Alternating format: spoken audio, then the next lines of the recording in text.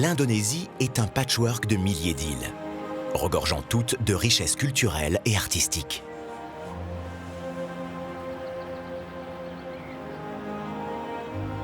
Les paysages sont un enchantement pour les yeux. Ce sont des milliers de montagnes, à la nature variée qui côtoie autant de lacs et de mers.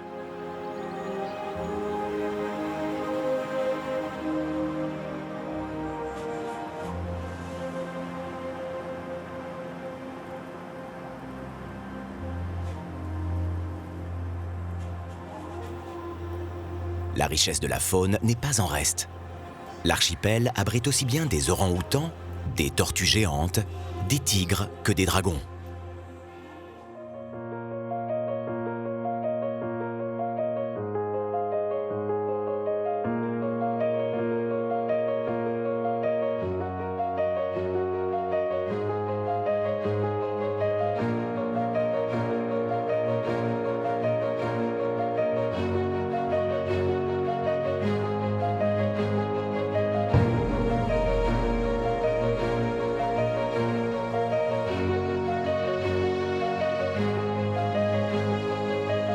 Surnommé Tanah Air, pays de l'eau, l'Indonésie est un puzzle de presque 20 000 îles, dont un tiers est inhabité.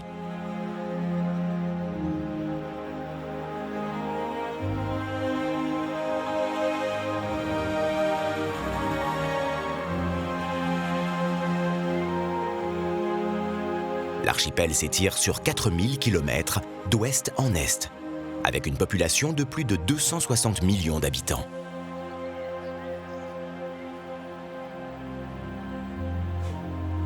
Pays de l'eau, l'Indonésie est aussi un pays de feu, celui qui couve sous la ceinture de volcans des îles de la Sonde. Un arc qui s'étend de la pointe occidentale de Sumatra jusqu'au Timor.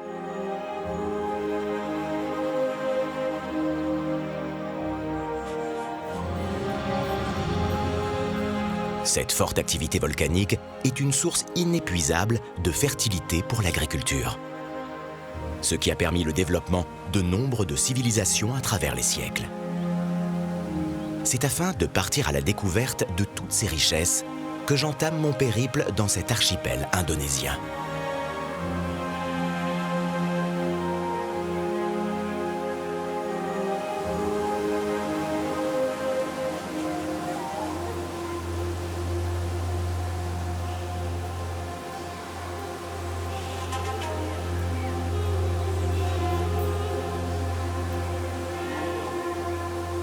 L'île de Java se trouve au centre de l'archipel. À elle seule, elle compte plus de 45 volcans. Tous ont leur spécificité volcanique, qui se différencient soit par leur forme d'éruption ou leur fréquence. C'est l'île la plus peuplée d'Indonésie, avec 141 millions d'habitants. Le volcan Tengger a la particularité d'abriter en son sein 3 autres volcans. Cette caldeira s'est formée suite à une dépression d'origine volcanique. C'est dans ce vide que sont nés les autres volcans. En effet, le volcan Bromo, le Batok et le Watongan se trouvent tous à l'intérieur du cratère du Tengger. Seul le Bromo est encore en activité. Le matin, on peut voir des fumerolles s'échapper de son cratère.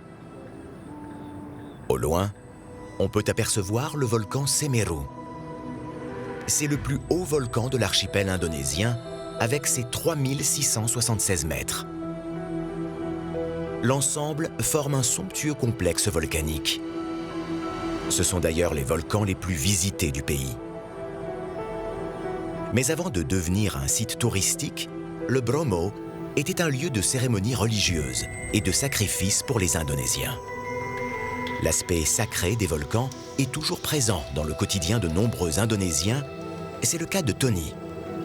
Le religieux dans nos activités est une des formes de reconnaissance dédiée au Tout-Puissant, car il nous a créés nous tous. Il a créé cet univers.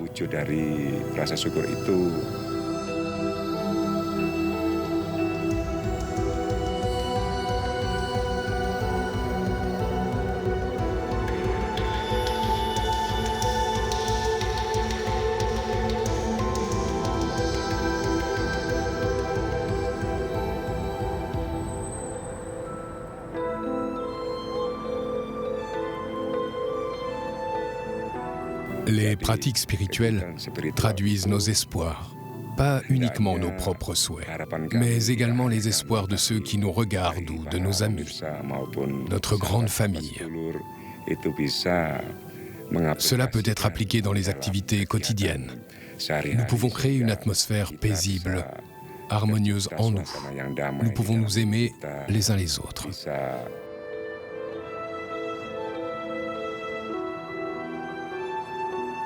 Pour Tony, venir méditer au pied de ces volcans sacrés lui permet de rester en osmose avec les croyances de ses ancêtres.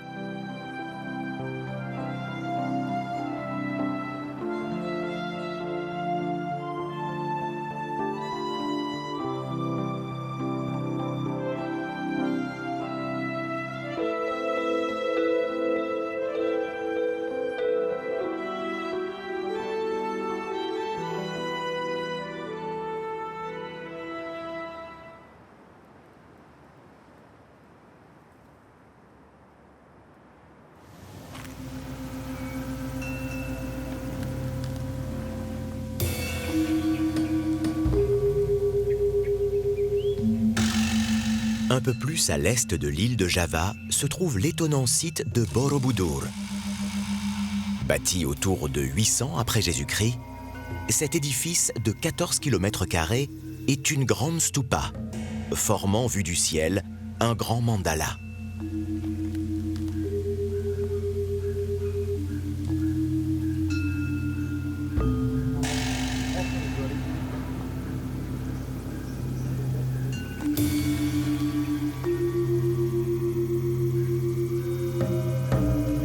On ne sait par qui il a été construit ni exactement dans quel but.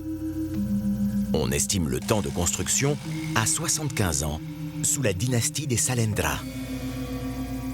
Il est constitué de 9 plateformes.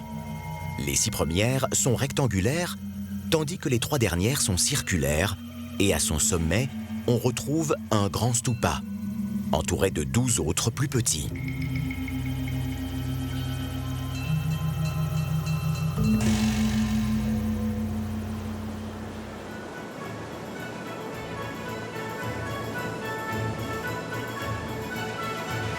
Je quitte à présent Java pour la Nusa Tenggara, également appelée île de Flores. Pour cela, il faut traverser la mer de Java, puis la mer de Bali et enfin la mer de Flores. Elles sont bercées par les courants venant de l'océan Pacifique vers l'océan Indien. La navigation dans ces mers est dangereuse en raison des tsunamis qui peuvent surgir à la moindre éruption volcanique ou au moindre tremblement de terre.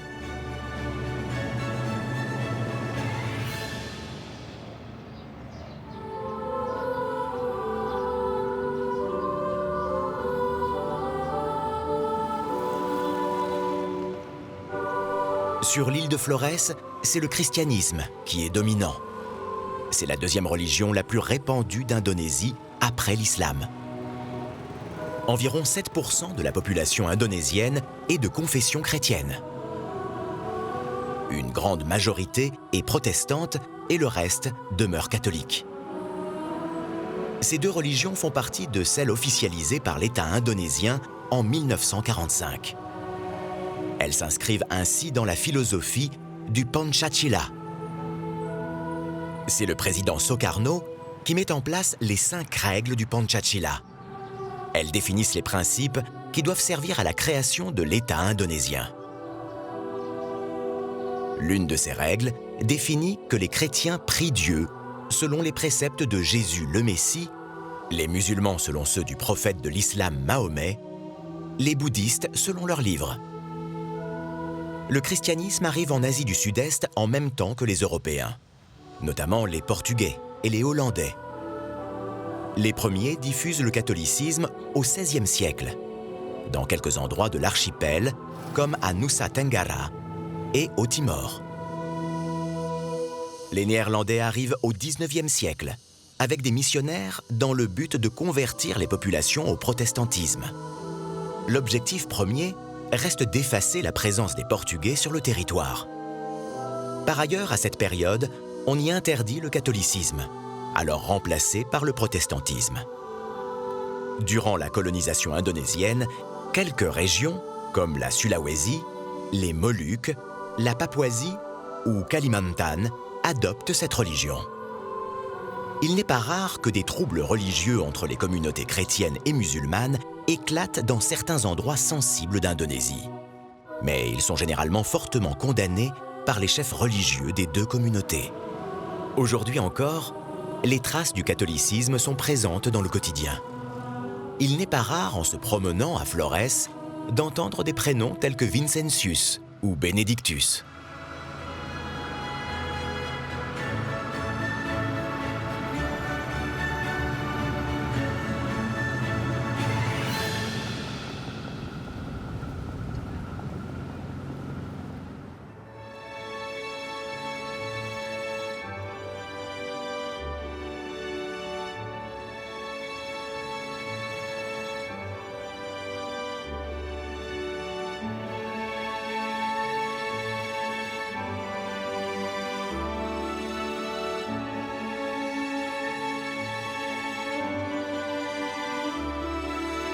Je reprends ma route en direction de la région de Ruteng, dans l'ouest de l'île. Ici, la culture du riz prend une forme bien particulière. Les champs sont en forme de toile d'araignée.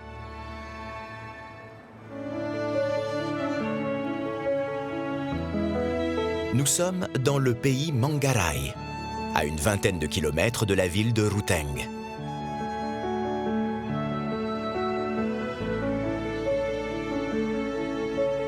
Ici, la tradition veut que les vallées cultivables soient divisées de façon à peu près équitable entre les clans familiaux, par rapport à l'irrigation du terrain.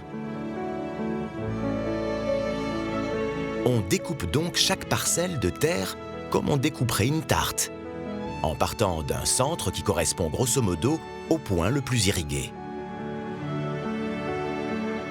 Chaque part s'étage ensuite en plusieurs parcelles.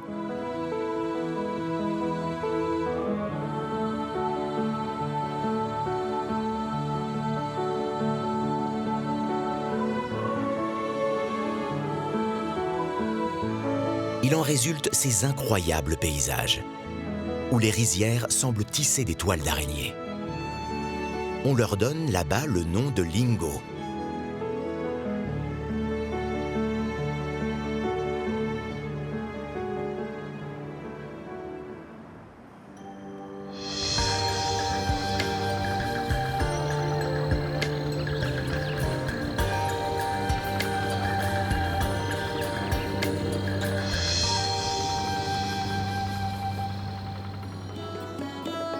Au centre de ces toiles, à la place de l'araignée, se trouve le Kampong, un autel qui sert aux cérémonies d'offrande associées aux récoltes. Il permet de diffuser les esprits sacrés sur la parcelle de chaque famille.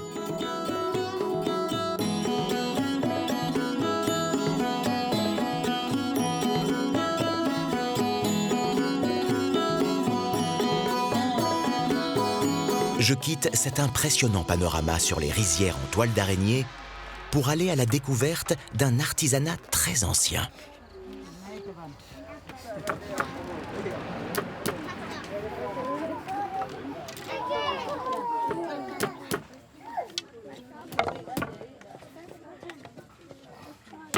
Le sarong est le vêtement traditionnel en Indonésie.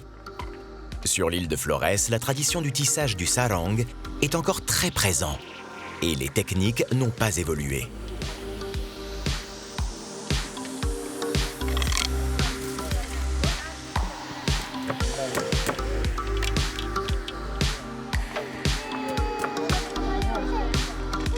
Le nom sarong vient du malais et signifie étui.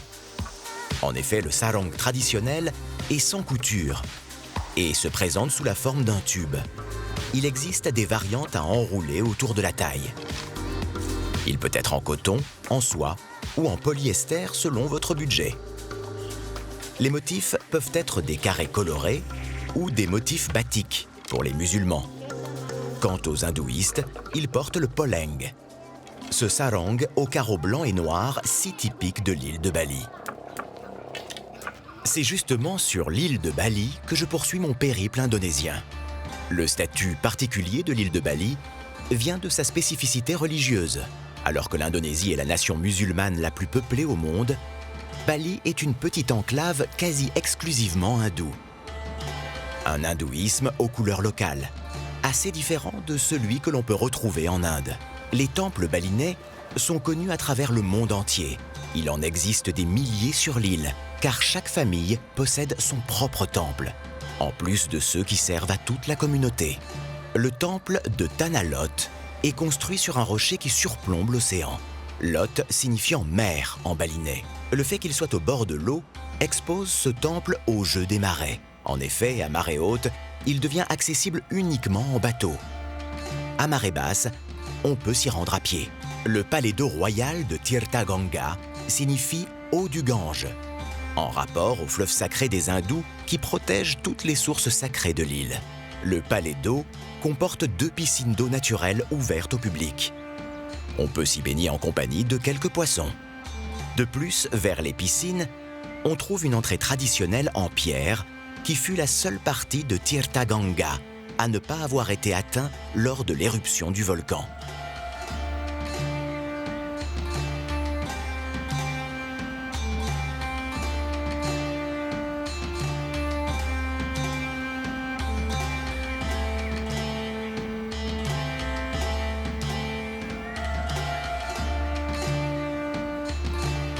Aux alentours de Munduk, une petite route sinueuse offre un panorama exceptionnel sur les lacs, que l'on peut traverser en pirogue traditionnelle ou se balader dans la forêt primaire.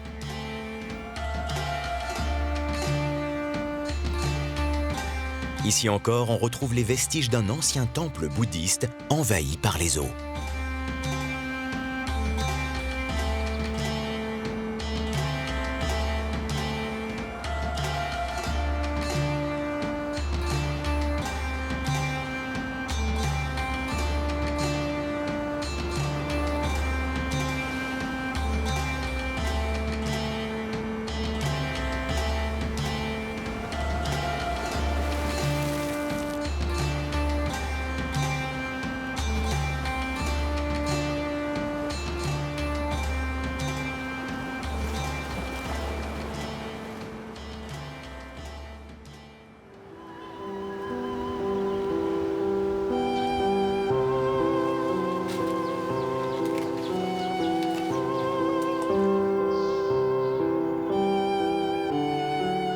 Dans les villages balinais, le quotidien des paysans s'articule autour de l'élevage de volailles, de bovins, de chèvres et de cochons. Mais la grande partie du travail tourne autour de l'activité risicole.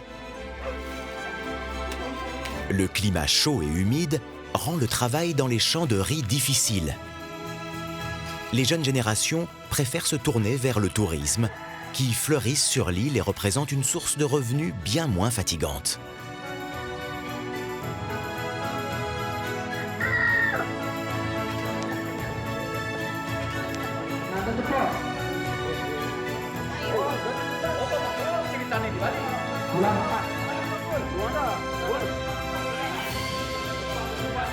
Les Balinais peuvent compter sur un système de solidarité très efficace. Chaque habitant donne un peu d'argent à chaque réunion du conseil lorsqu'un membre de la communauté est dans le besoin. La caisse collective lui prête cet argent qu'il remboursera petit à petit par la suite.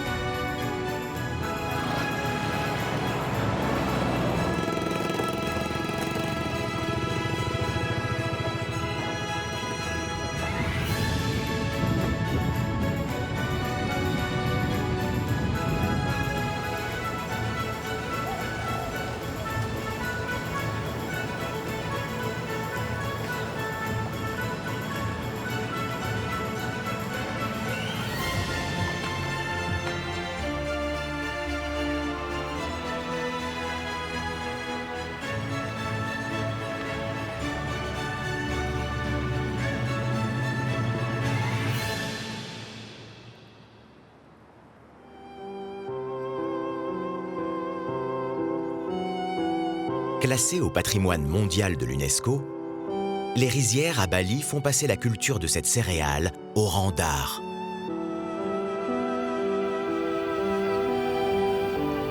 Ici, pas de toile d'araignée. Les rizières sont en terrasse et font partie du paysage balinais depuis toujours. Elles caractérisent l'agriculture de l'île.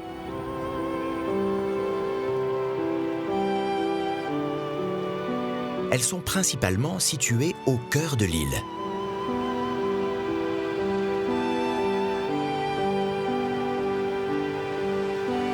Certaines rizières ont récemment été inscrites sur la liste du patrimoine mondial de l'UNESCO.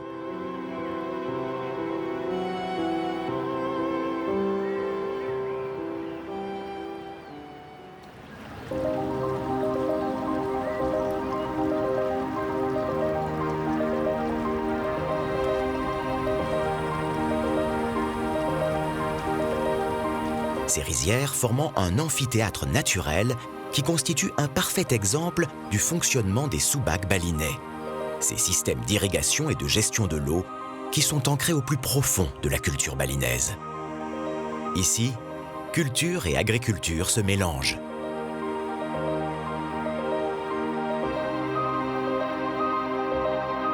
La reconnaissance internationale devrait éviter au superbe site naturel de voir son paysage souillé ces prochaines années par des constructions d'hôtels, de villas ou encore de poulaillers géants.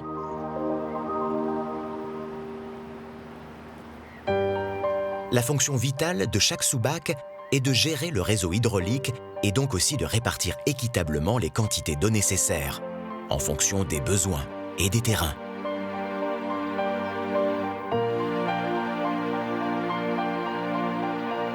Le système est ingénieux et totalement démocratique. Mais l'évolution de ces dernières décennies a profondément modifié la donne foncière et agricole. La population balinaise n'est plus homogène. Et la répartition des parcelles, comme celle de l'eau, bouleverse les anciens modes de travail.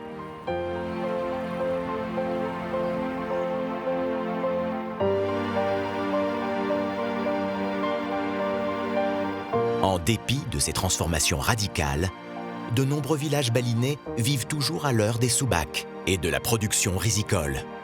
Mais pour combien de temps encore ?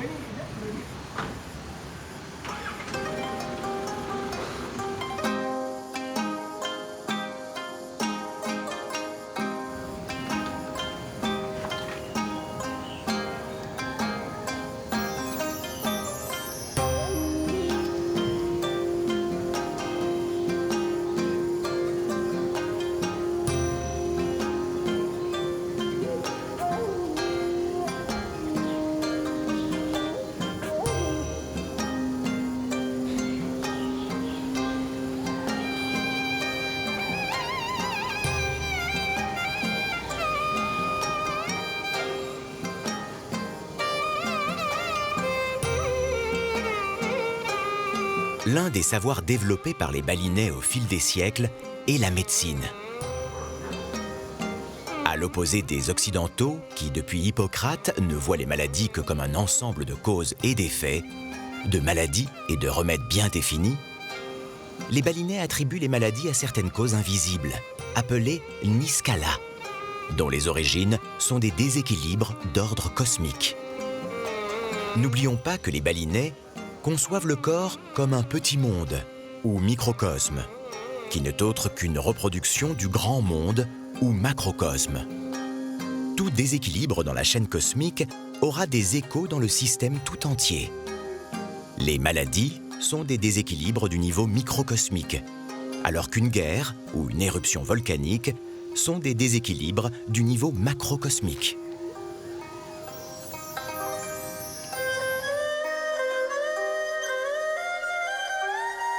Les Balianes sont les gardiens de cette médecine millénaire.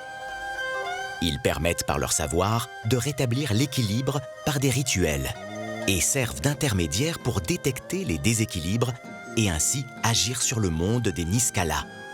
pour apporter la guérison en combattant les forces du mal.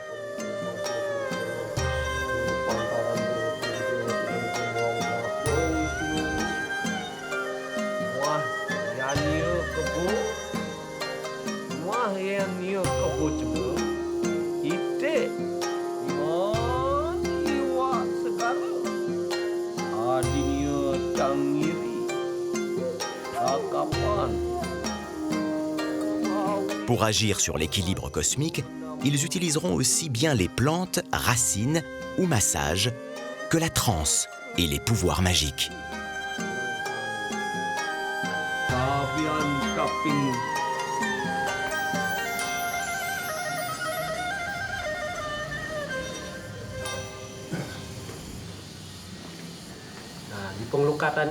Au cours de la purification par l'eau, après avoir été sacralisée et après avoir reçu les mantras du prêtre, l'eau se charge en énergie. Et la puissance de cette eau peut aider à faire sortir les éléments à caractère magique présents dans son corps.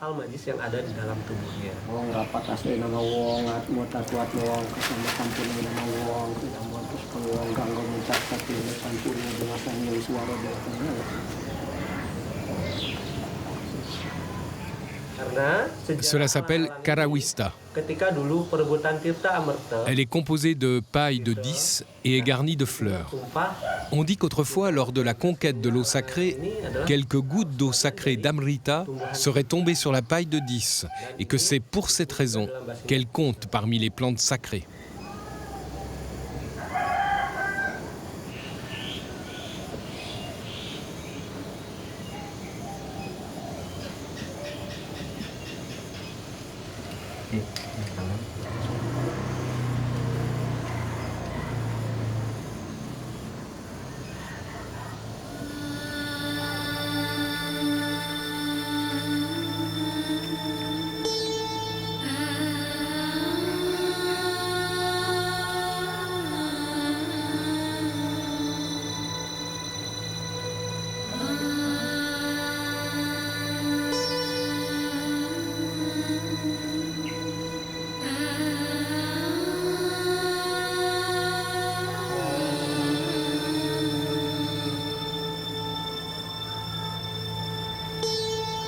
Le massage balinais trouve ses origines dans une combinaison de différentes techniques asiatiques.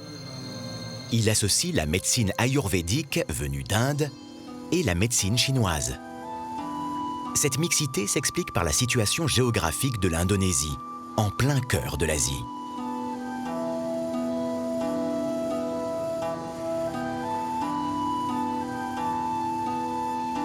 Le massage balinais est pratiqué depuis des siècles au sein de l'archipel et connaît de nombreuses variantes selon les lieux. La particularité du massage balinais est d'associer la relaxation, la douceur et la tonicité. Traditionnellement, le massage balinais débute avec une prière, mais cette étape n'est pas systématique. Généralement, le massage balinais est pratiqué à l'aide d'un baume ou d'une huile parfumée au jasmin, à l'ylang-ylang, au frangipanier ou à la vanille. Le massage balinais se déroule généralement en 2 parties. Pendant la première partie du massage, le thérapeute a recours à des mouvements de pétrissage, de percussion, de pression, de lissage et de friction sur l'ensemble du corps allongé, particulièrement sur les méridiens. Il utilise ses pouces, ses mains et ses avant-bras pour réaliser le massage.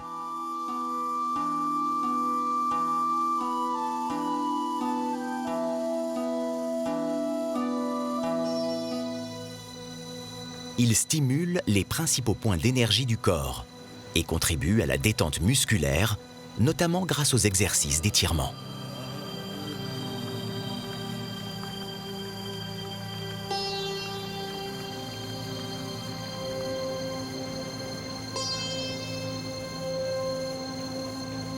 La seconde partie du massage balinais est une phase de réveil.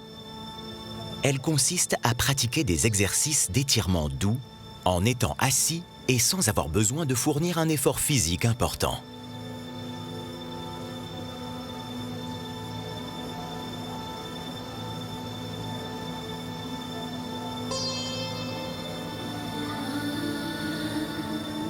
Le massage balinais apporte aussi un regain d'énergie et de bonne humeur en agissant sur le système nerveux et sur la circulation sanguine. C'est un massage profond et complet de l'ensemble du corps. Le massage balinais permet également d'hydrater la peau en profondeur. Il s'adresse aux personnes souhaitant une détente générale.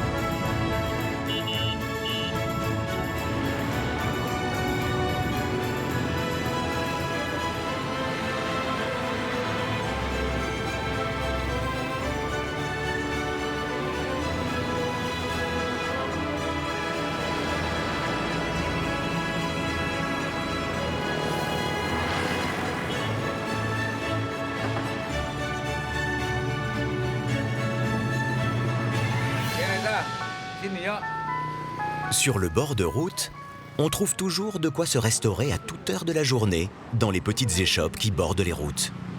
Ce sont les fameux warung indonésiens.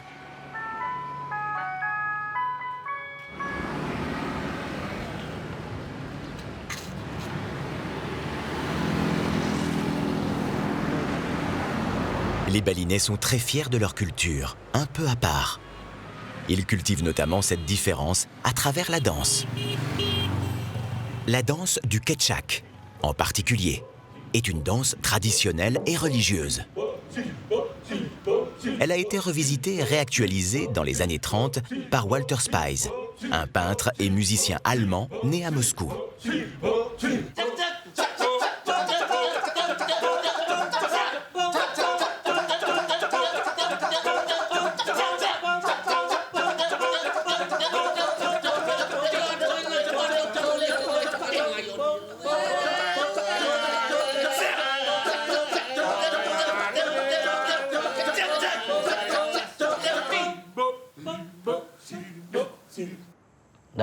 Les Balinais entretiennent avec ferveur les arts vivants.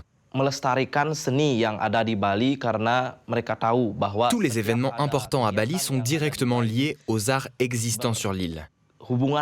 L'art de la danse, l'art de la manipulation des marionnettes, du gamelan et du théâtre. C'est ainsi. La danse Kecak présente habituellement une histoire, un épisode du Ramayana, une histoire très connue. Ce soir a été présenté l'épisode du Ramayana où Rama et Sita sortent pour la première fois.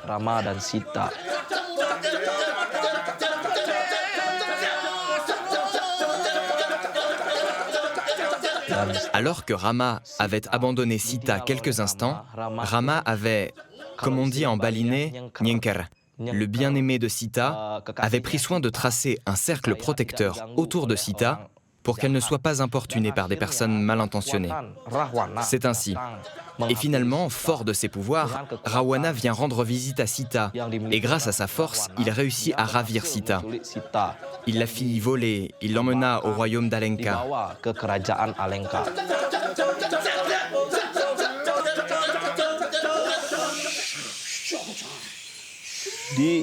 On raconte qu'un serviteur de Rama, Hanuman, fut alors envoyé par Rama au royaume d'Alenka pour enquêter sur l'enlèvement de Sita.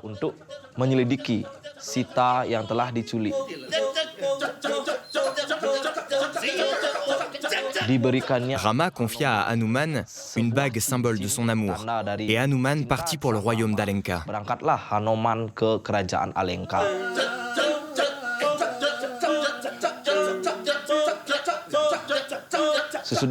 Ce n'est qu'une fois qu'Hanuman lui eut montré la bague confiée par Rama que Sita comprit qu'Hanuman était un émissaire de son bien-aimé Rama.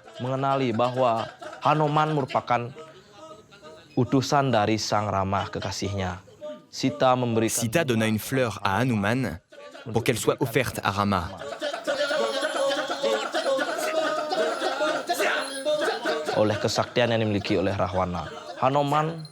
Face à la puissance de Rawana, Hanuman décida d'appeler Rama pour tuer Rawana. en utilisant une flèche offerte par Dewa Indra. atau dianugerahi oleh Dewa Indra.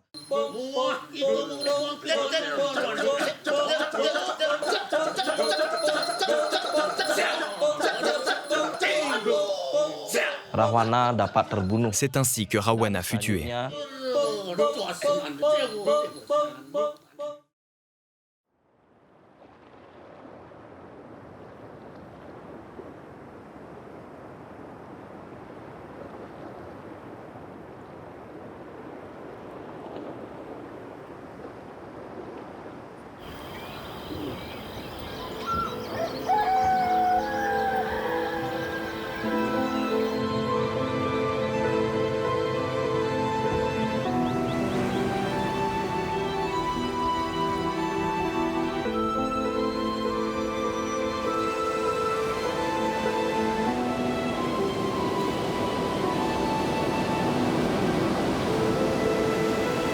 Je rejoins le port pour embarquer en direction de l'archipel de Komodo.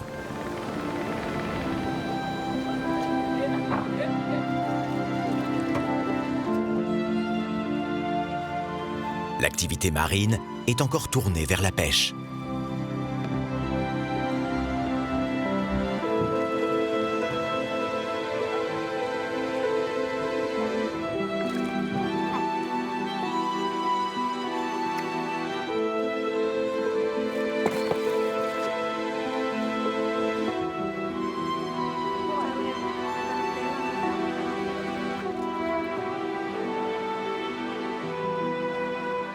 Peu à peu, l'activité touristique tend à prendre le dessus sur celle de la pêche.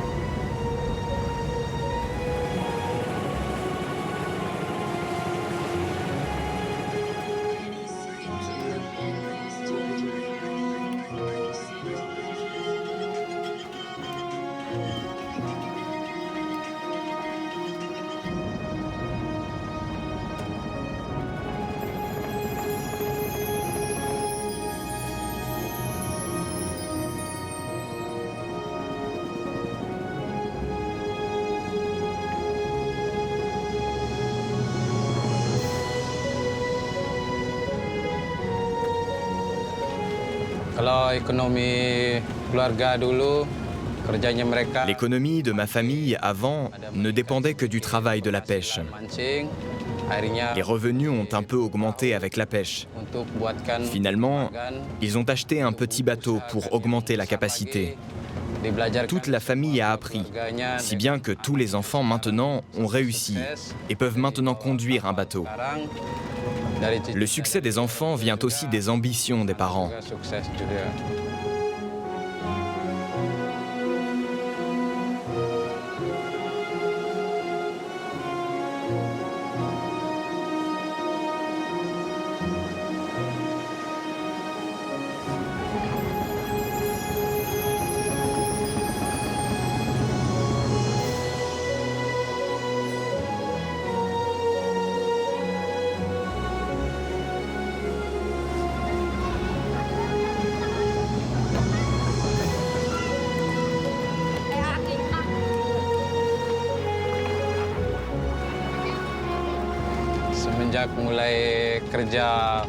Depuis que j'ai commencé à aider sur un bateau, jusqu'à aujourd'hui où je conduis un bateau, je n'ai toujours eu qu'une envie, être sur la mer.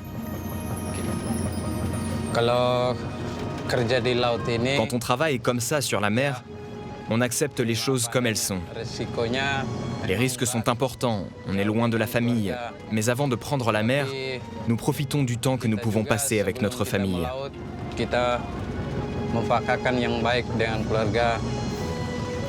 Si la famille l'accepte, nous sommes disposés à aller en mer.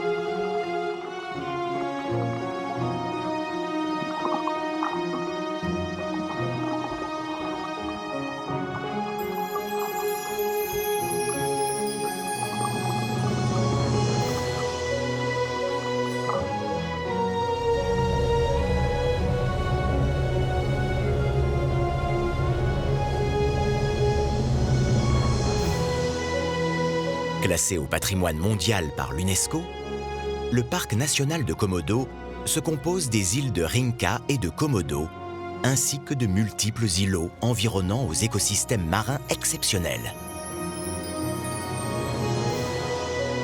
Ces îles isolées aux paysages de savane et de forêt, de mangroves et de plages sauvages sont bordées par des eaux très riches en éléments nutritifs, offrant un environnement particulièrement favorable au développement des coraux.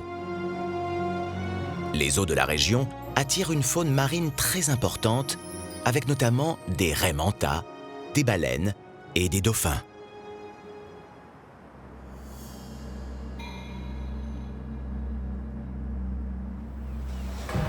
Les îles de Komodo et de Rinca disposent de sentiers de randonnée qui permettent la découverte à pied de ce superbe environnement sauvage.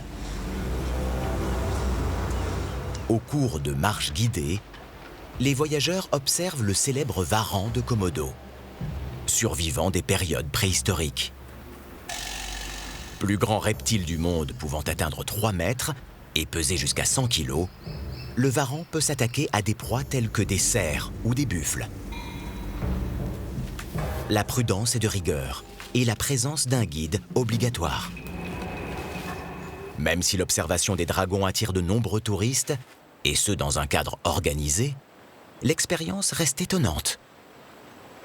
Et puis, le fameux dragon de Komodo mis à part, les superbes paysages et les riches fonds marins justifient à eux seuls la découverte de ces îles.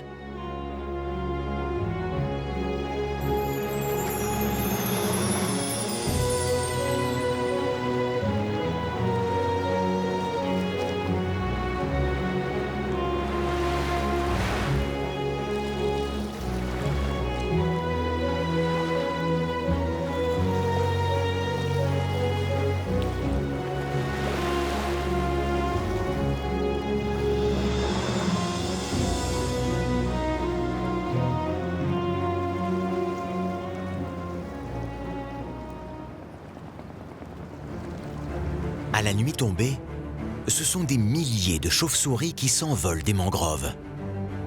Elles mesurent jusqu'à 1 mètre d'envergure.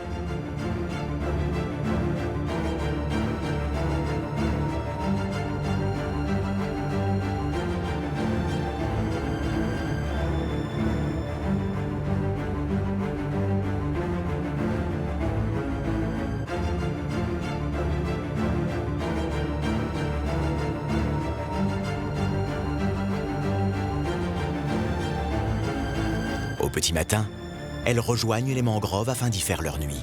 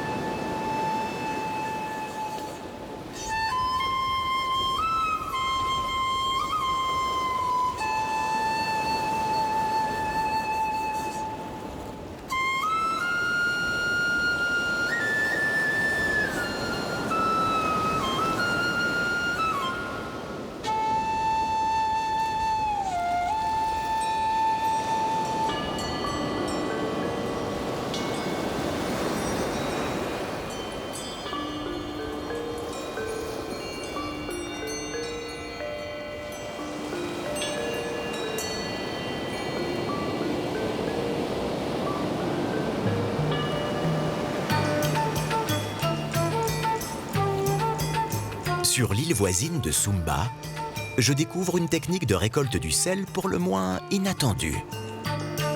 Ici, pas de marais salant à l'horizon, ni aucun dispositif de barrage, de vanne ou de canot.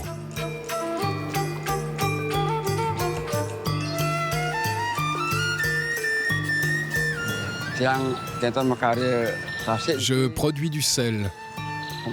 Je commence vers 5 ou 6 heures.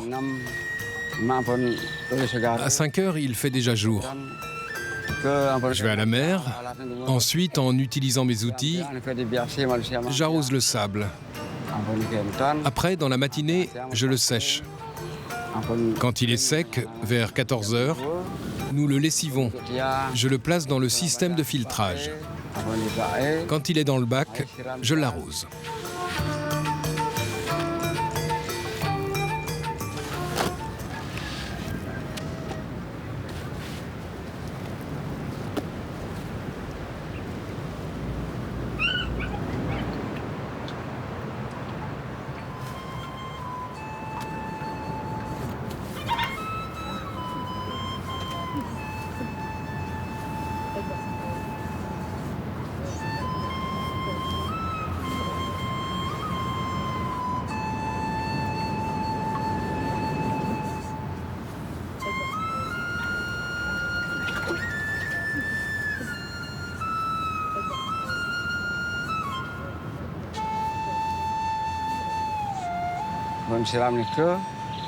Après l'avoir arrosé, on obtient la saumure que l'on asperge.